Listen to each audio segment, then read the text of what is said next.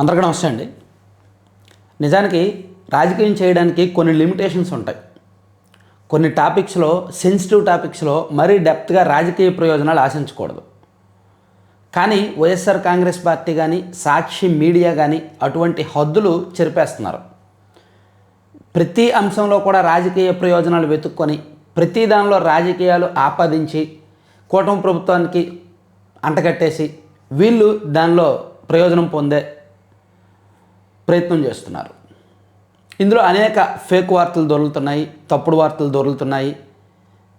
ఇందులో సున్నితమైన అంశాలు, ఉదాహరణకు నెల్లూరు జిల్లా కోవూరులో జరిగిన ఒక ఘటన తీసుకుందాం. అక్కడ ఒక 12 ఏళ్ల బాలిక విషయంలో సాక్షిలో ఒక వార్త వచ్చింది. పోలీసుల వెర్షన్ ఒకటి ఉంది, ఆ బాలిక తల్లిదండ్రుల వెర్షన్ ఒకటి ఉంది. కానీ వైసీపీ మీడియా సాక్షి వాళ్ళు రాసిన వెర్షన్ మరొకటి ఉంది. ఇక్కడ నిజమే కావచ్చు వాళ్ళు రాసింది, కానీ అత్యాచార ఘటన 12 ఏళ్ల బాలిక అయినప్పుడు పోలీసులు ఏం చెప్పారో, ఏదైతే కన్ఫర్మ్ చేశారో దాన్నే రాయాలి. అది కూడా బాలిక పేరు అండ్ ఫోటోలు, వ్యక్తిగత వివరాలు ఏవి కూడా బయట పెట్టకుండా రాయాలి. అండ్ బాలిక తల్లిదండ్రులు అండ్ కుటుంబ సభ్యులు ఏం చెప్పారో అదే రాయాలి. అలా కాకుండా అది జరిగింది, అత్యాచారం జరిగింది, అలా చేశారు, ఇలా చేశారు, సామూహిక అత్యాచారం జరిగింది అని చెప్పి మాకు తెలిసిందంతా రాసేసి ఈ ప్రభుత్వం ఇలాంటిదే, ఈ పోలీసులు ఇలాంటి వాళ్ళే, ప్రభుత్వంలో బాలికలకు రక్షణ లేదు, అది లేదు, ఇది లేదని ఇష్టం వచ్చినట్టు రాసి పడేస్తే ఖచ్చితంగా దానికి బాధ్యత వహించాలి. సాక్షిలో మొన్న ఒక వార్త వచ్చింది, మీకు చూపిస్తా. ఇదిగోండి, గంజాయి బ్యాచ్ శ్రీ పొట్టి శ్రీరాములు నెల్లూరు జిల్లాలో దారుణం. 12 ఏళ్ల బాలికకు గంజాయి కలిపిన వైట్నర్ నీళ్లను తాగించి ఇద్దరు అఘాయిత్యం. కోవూరు, నెల్లూరు ప్రభుత్వ ఆసుపత్రుల్లో బాధితురాలికి చికిత్స, పరిస్థితి విషమించడంతో చెన్నైకి తరలింపు. అక్కడ వారం రోజుల పాటు మృత్యువుతో పోరాడి ఓడిన చిన్నారి. నిందితులు ఇద్దరిపై పోక్సో కేసు, జైలుకు తరలింపు.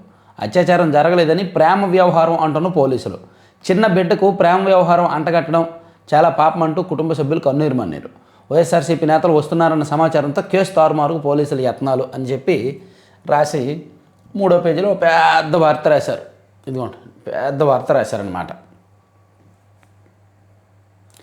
ఇందులో సాక్షి వాళ్ళు చేసిన తప్పు ఏంటంటే, మనకు ఆన్లైన్ ఎడిషన్లో అయితే అవి డీటెయిల్స్ ఏమీ కనిపించలేదు, కానీ ఫిజికల్ వెర్షన్లో ఆ బాలిక ఫోటో అండ్ ఆ బాలిక పేరు వివరాలతో సహా వార్త రాశారు. మనం అత్యాచార బాధితుల గురించి చెప్పేటప్పుడు వివరాలు రాయకూడదు. మనకి 2012 డిసెంబర్లో దేశ రాజధాని ఢిల్లీలో ఒక ఘటన జరిగింది. ఆ ఘటనను మనం నిర్భయ కేసు అని అంటాం. నిజానికి ఆ అమ్మాయి పేరు నిర్భయ కాదు. ఆ అమ్మాయి పేరు అంటే చాలామందికి తెలియదు. ఒరిజినల్ పేరు, ఫోటోలు తెలిస్తే తెలియచ్చు కాక, ఇంటర్నెట్లో ఉంటే ఉండొచ్చు కాక. కానీ మెయిన్ స్ట్రీమ్ మీడియా ఎవరు కూడా ఒరిజినల్ పేరు, డీటెయిల్స్ బయట పెట్టకూడదు. అండ్ 2020లోనో 2021లోనో హైదరాబాద్లో ఒక ఘటన జరిగింది. ఆ కేసును మనం దిశ కేసు అంటాం కదా. అక్కడ కూడా అమ్మాయి పేరు, వ్యక్తిగత వివరాలు బయట పెట్టలేదు, బయట పెట్టకూడదు. సో అందులోకి ఇక్కడ ఈ అమ్మాయి పోలీసులు కన్ఫర్మ్ చేస్తారు కదా. ఇటువంటి సున్నితమైన అంశంలో బాలిక పేరు బయటకు రాకూడదు, బాలిక ఫోటో బయటకు రాకూడదు. సుప్రీంకోర్టు మార్గదర్శకాలు చాలా క్లియర్గా ఉన్నాయి, ఇటువంటి ఘటనల్లో బయట పెట్టకూడదు. మైనర్ బాలిక అండ్ తల్లిదండ్రుల వెర్షన్ చాలా ఇంపార్టెంట్, పోలీసుల వెర్షన్ అన్నిటికంటే ఇంపార్టెంట్. చట్టం ఏం చెప్తోంది, అసలు కేసు ఎంతవరకు దర్యాప్తు ఉంది అనేది పోలీసులు ఏం చెప్తే దానికి కట్టుబడి ఉండాలి. ఒకవేళ పోలీసులు తప్పు ఉంటే దాని మీద లీగల్గా ఆ తల్లిదండ్రుల వైపు నుంచి పోరాడేది అది వేరే ఉంటుంది. కానీ బాధితుల పేర్లు, పూర్తి వివరాలు బయట పెట్టకూడదు. కానీ సాక్షిలో అవన్నీ బయట పెట్టేశారు. దాంతో సాక్షి మీద కేసు నమోదైంది.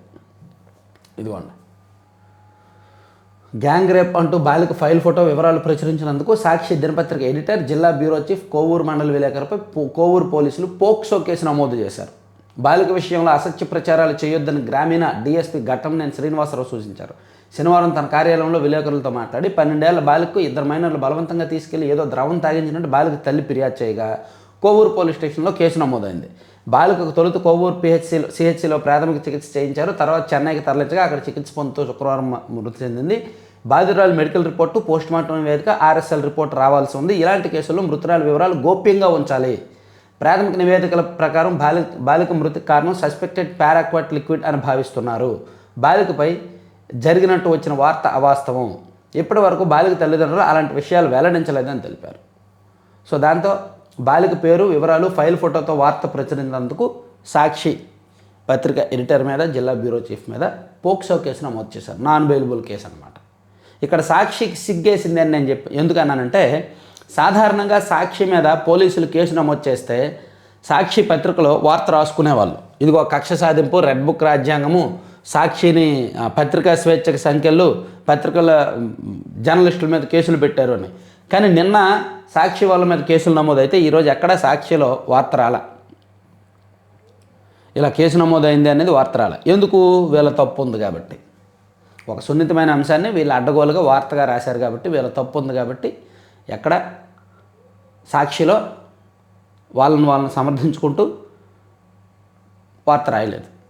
అంటే సిగ్గుపడ్డారు. మేబీ సిగ్గేసిందేమో, అరే మనం తప్పు చేసాము, బాలిక వివరాలన్నీ బయట పెట్టాము, అలా బయట పెట్టకూడదు, మనదే తప్పు అని అనుకున్నారేమో.